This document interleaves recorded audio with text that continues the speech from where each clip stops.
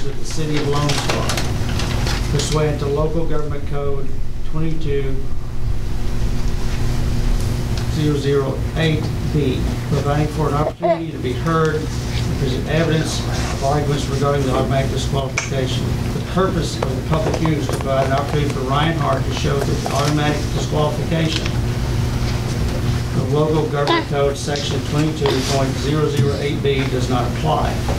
That section states, B, if a member of the governing body changes his member's place of residence to a location outside the corporate boundaries of the municipality, the member is automatically disqualified from holding the member's office, and the office is considered vacant. That law was effective September 1st, 2017. I'll open the public hearing. Mr. Harte, you may speak to the evidence. And by the way, this is my speaker as well. I'm going to call for a particular protocol. While he is speaking, please do not interrupt him. He is addressing council. If later on you wish to speak, you too will be addressing council. Be advised that we have ladies in the room. Speak in a proper manner. If I hear anything that's improper, I'll call it out. And I'll call for a peace officer to escort you. Mr. Harte, take it ready, sir. I prepared a statement today, and the first part, so looking at the agenda, it's going to be a pretty long meeting, it looks like, this evening. For that reason, as I stated, I'd like to please keep any questions or comments on my statement. So I'd also like to make it clear from the very beginning that this public hearing, I feel, is inappropriate. This is the place for me to settle such matters as in a court of law, and not by arguing with the city council, the mayor, or the police. To that end, I want to remind the mayor and the city council that any illegal action could open the city to civil or criminal penalties.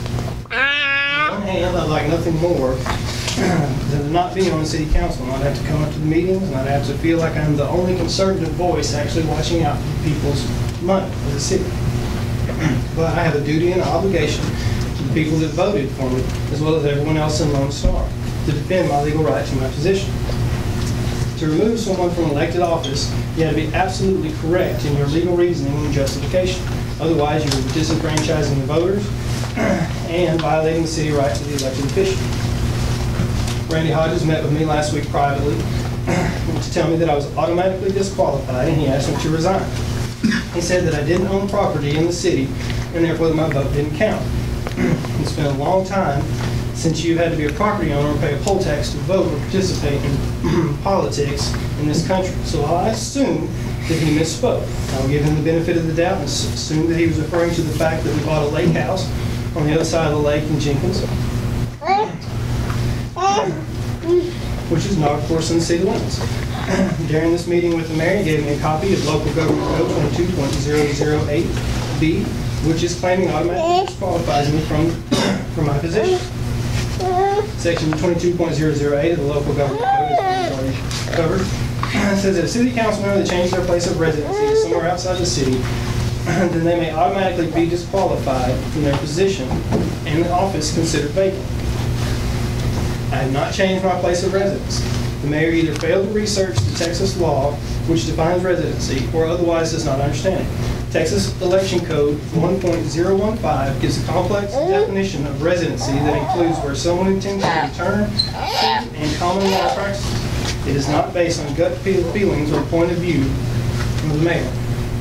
My place of residency is 200 Austin Parkway in Lone Star, Texas. My family bought a lake house in Lone Star as an investment property. We lived there all over the long did. And we sold it and we moved back to Austin Parkway. Now we have bought another lake house across the lake and are fixing it up. We stay there most nights because coming home from work, there are only a few hours left to get anything done in projects like that. In any case, having a lake house does not affect someone's residency status. We also declared a homestead there. Please review the Texas definition of homestead and compare it to the definition of residency. There is no overlap. The website of the Secretary of State has a page describing eligibility for office.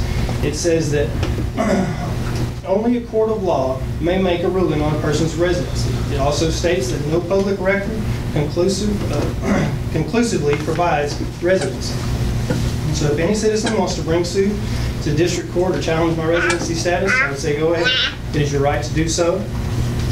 A couple of records that I would use in defense of my position would be gas bills that I pay there at Austin Parkway and the deed to the property with my name on it. Any citizen is welcome to bring suit, including individual members of the city government. However, I believe that it would be illegal to use the city attorney or resources of the local government to do so. I will demonstrate that in court if need be. Randy's already talked to legal several times on that. There have been several court cases in recent years on the issue of residency. It relates to the eligibility of holding public office. 2010, the Texas Fifth Court of Appeals ruled that State Senator Brian Poole didn't lose his residency status, even though he was voting in Virginia. In 2008, former Houston City Council member Chris Bell sued a political opponent to challenge her residency based on the fact that she was living and voting in another district. The judge ruled that she should have known better than to vote in another district, but that her residency status was still valid based on many other factors. My case doesn't even come close to these situations I've described, but it is clear where the courts have come down in the past. Even if it was determined that my residency status in Lone Star was not valid, it would not matter, since Section 22.008B of the Local Government Code, which the mayor is trying to use, only applies to Type A cities. And Lone Star didn't become a Type A city until less than a month ago. And this is important because Section 22.002 of the Texas Code says that if a city changes to a Type A city, any effects on the eligibility of the council member will only take effect in the next term of office. He has also said that he has to enforce every law, or he wouldn't be able to enforce ordinances on the people of Lone Star. That is important because if you pick and choose which laws to enforce, you have arbitrary power. That could allow for a mayor who tries to use law against political opponents and doesn't enforce law for political allies of personal interests. A good example of that fact is that there's no public record indicating that the mayor has licensed his dog, while he presides over a city government that collects thousands of dollars in fees and fines for dog licenses. There have been citizens of Lone Star who have had to spend hours performing manual labor to work off their fines for not having their dog licensed. It seems like abuse of power to me. While we are on the subject of following the law in Type A and Type B cities, the law states that Type B city can only tax 25 cents per $100 valuation. For at least 20 years, Lone Star has been taxing above that rate to the tune of over $1 million. I wonder what we're supposed to think about how to rectify that to the citizens of the county. It sounds like it could lead to a pretty big class action lawsuit. Yes. I yield my case to you.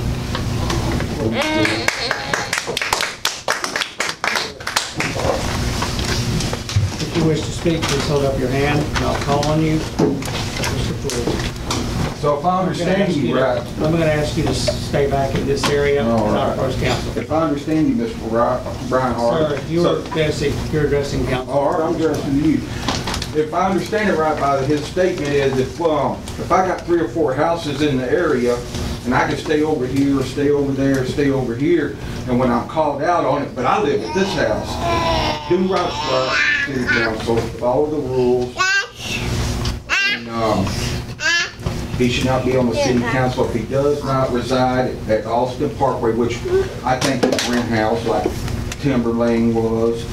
He can't just jump from house to house. Every one of you live in the city of Lone Star and you stay here. He should be on the city council. Next.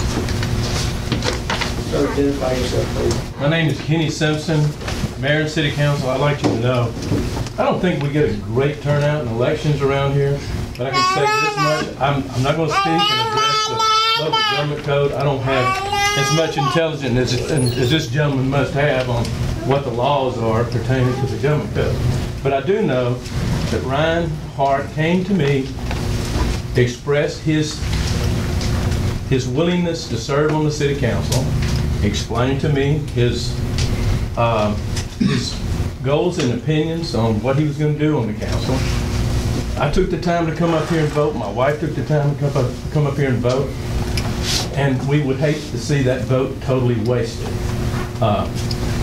I'm just asking you to consider that aspect of why he's here He's here to represent us. Thank you, sir. Anyone else like to speak?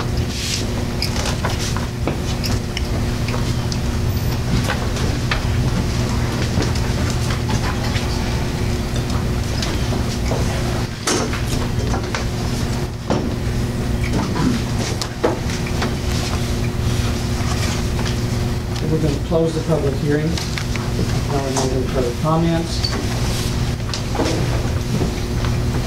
We're going to call for discussion among council. Council, your thoughts? I wanted to add something to what Ryan said for clarification. When I became aware that this ruling had become law, I looked at public records and in trying to determine where one lives or resides. Property ownership is one aspect. Your place of residence is where you lay your head, where your furniture is, where your clothing is.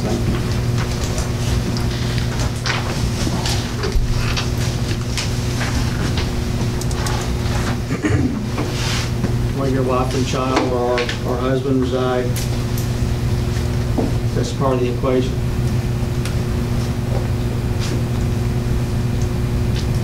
Via public record, Mr. Harte owns no property in Lone Star. That's true. Via public record. Mike and Reinhardt purchased property in Jenkins, Texas, October 16, 2016. Ryan then had the property transferred to his name on June 7, 2017. This is 291 CR 2223 Cook Road in Jenkins area on the opposite side of the lake. That's what some of the conclusions were based on. I'm advised that that's where his vehicles are. That's where he returns to when he comes home from work. That's where his utilities are.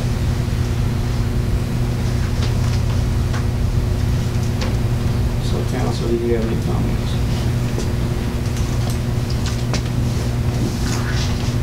Can you cite me your residency there? Baldwin? Mike? Yeah, you said the residency is where you lay your head and where you whatever. I'd like to know where it's supposed.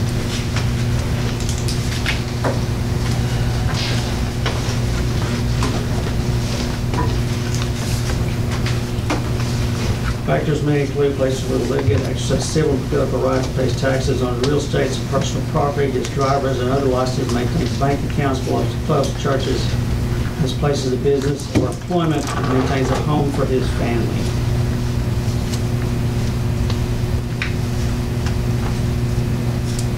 Where does it say that you get to determine my residency? Because I am the mayor of this city, I am over this council. If there's a law that comes to my knowledge, So it I doesn't say have to anywhere. support it. It says it nowhere.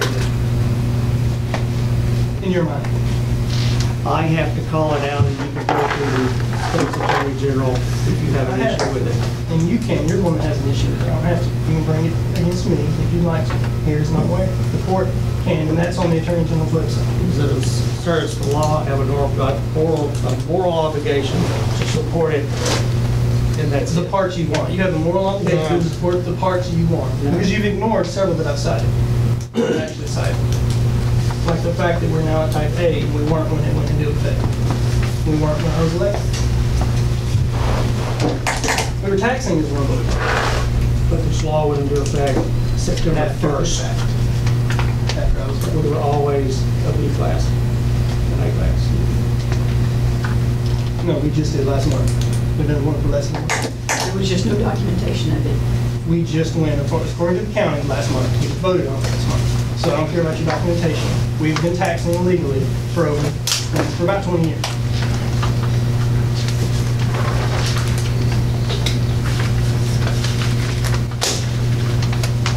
Taxing issue has nothing To do with where you sit on this council or not. It has to do with type A, type B, C. It doesn't have anything to do with whether you sit on this council or not. Where you sleep and your family sleeps over in Jupiter. Is that correct? No. All the time.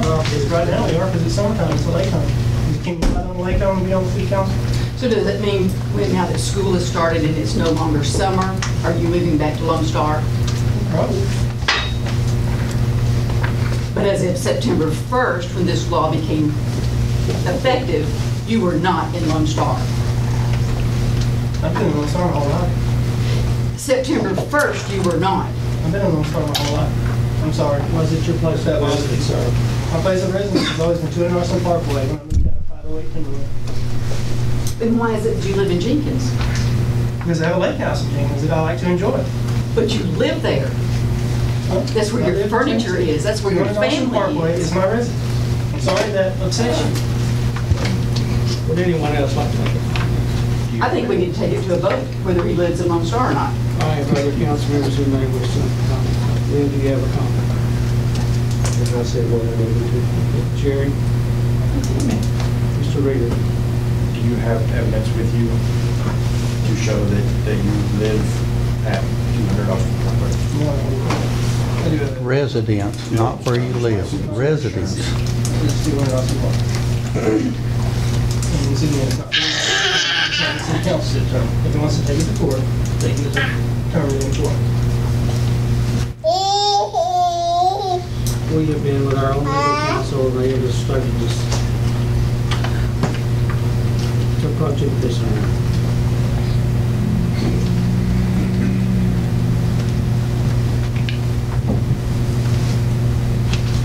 Time for a possible motion. Motion to include finding the disqualification. And I'm going to read it. That there has not been sufficient evidence presented to overcome the automatic disqualification, and that the automatic disqualification remains in place, and Mr. Harte is disqualified from holding the office of city council member, and that office is considered vacant. The second option is finding the disqualification does not apply, and I'll read it. I move that there has been sufficient evidence presented to overcome the automatic disqualification, that the automatic disqualification is not applicable to Mr. Harte, and Mr. Harte is therefore disqualified, or qualified, excuse me, Mr. Harte is therefore qualified to continue holding the office of city council member. I'm asking for a vote. And we'll, with the disqualification, you want to read it again? Choose what laws you want to look at. We're going to vote and vote, sir. They completely ignore Tennessee rules of the city. Not at all. No, the illegal counsel, we're not. I'm not going to argue that. If you believe that the disqualification applies, I'm asking you to make a show of hands and say aye. Who made the motion? You have to have an actual motion. Who made the motion? To bring it to a vote.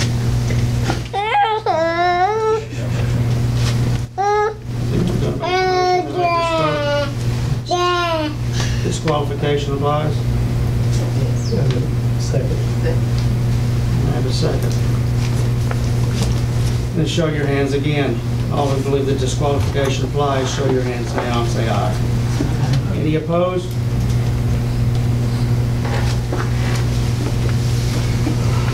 I'll read the second one.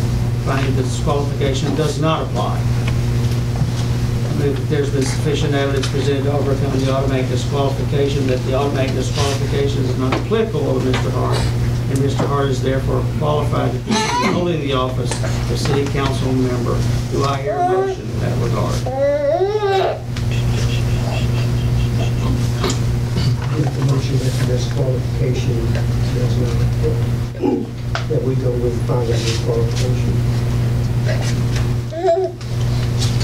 Second. There's a motion there. I want to make sure you're all clear.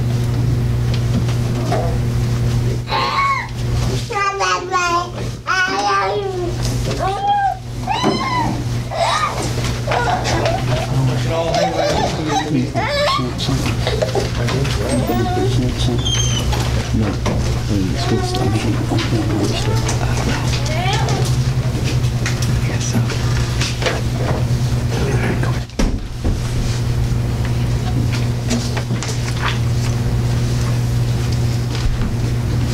hearing is over. And we'll move on to 5.